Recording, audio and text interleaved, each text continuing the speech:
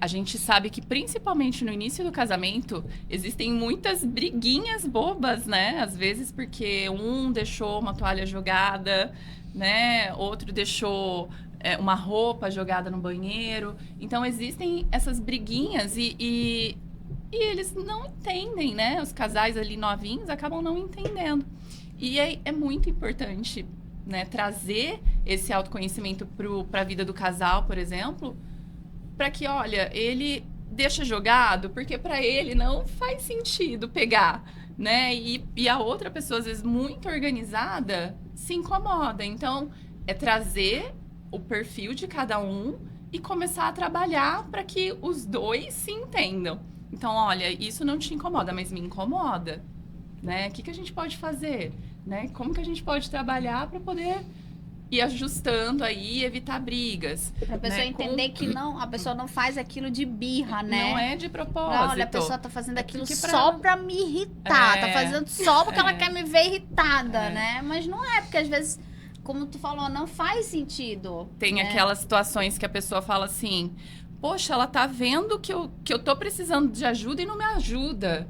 Mas a pessoa não tá vendo. Ela não tá vendo. Sabe? Às vezes você tem que levantar a mão e falar, olha, me ajuda. E aí a gente entra na análise de valorização, né? Como a pessoa se sente valorizada e amada, né? Então a gente pode levar... Tem um teste também? Das 5 linguagens do amor. Ah, tá. Então é a do forma... livro, Tracy Chapman? Gary Chapman. Gary Chapman. Ele trouxe para esse assessment a análise das 5 linguagens do amor. Ai, que legal. Então, a gente pode aplicar tanto no pessoal, a gente consegue entender as nossas linguagens, tanto no pessoal como no profissional. E dá diferença.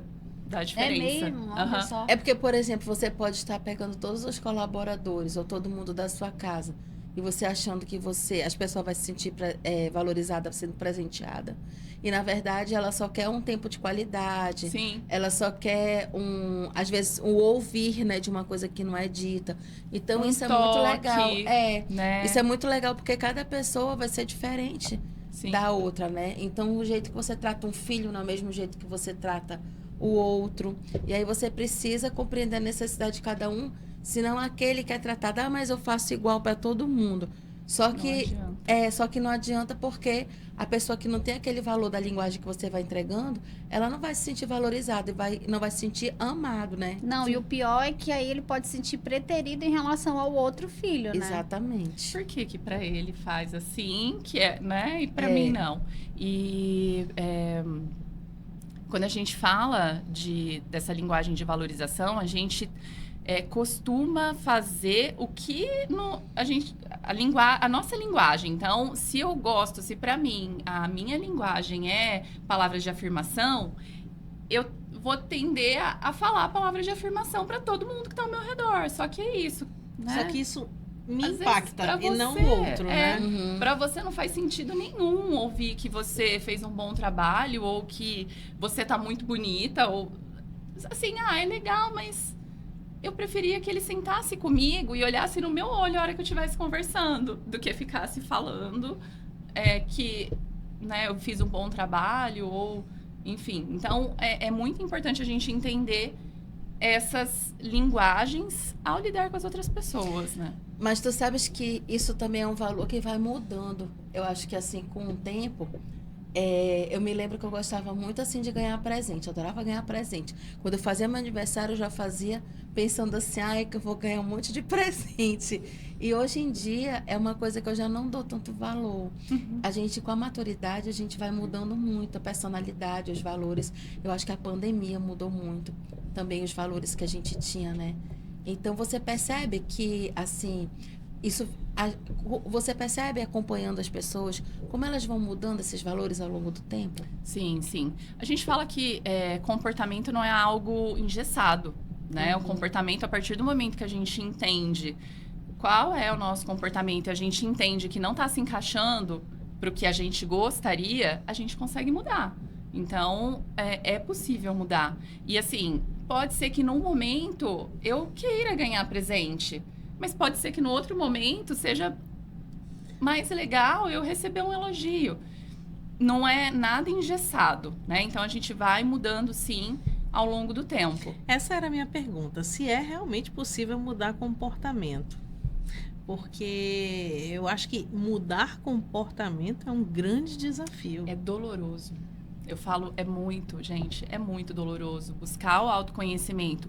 Eu acho que a partir do momento que a gente entende como a gente é e às vezes enxerga coisas na gente que a gente não gosta na outra pessoa, já é, né, um baque. Aí, poxa, eu preciso mudar. E é muito difícil a gente sair de onde a gente tá e deixar de ter os comportamentos que a gente tinha. Sim. Só que aí a gente, tendo essa autoconsciência, a gente consegue entender que, poxa, eu não gosto que façam isso comigo, então eu não posso fazer isso com as outras pessoas. E aí a gente vai trabalhando essa mudança de comportamento. Um exemplo meu, eu era extremamente tímida. Tá aqui pra mim seria... Eu estaria travada, não falaria. Então, assim, só que eu sou da área de desenvolvimento, eu sou da área de recursos humanos, eu amo treinamento.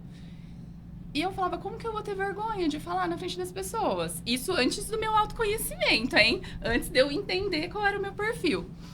Eu preciso trabalhar isso. Então, eu me desafiava. Então, eu tinha que falar com 2 pessoas ou mais, eu já tremia. E aí, eu preciso trabalhar isso porque eu quero trabalhar com desenvolvimento. E aí, fui trabalhando. Foi difícil? Foi. Mas eu consegui desenvolver. E aí, depois que eu fiz o teste, eu entendi que eu sou S altíssimo, e eu desenvolvi o meu I, que era essa questão de estar com pessoas, de falar para pessoas, e aí eu consegui trabalhar. Então, é possível. Eu já sabia que tu era esse.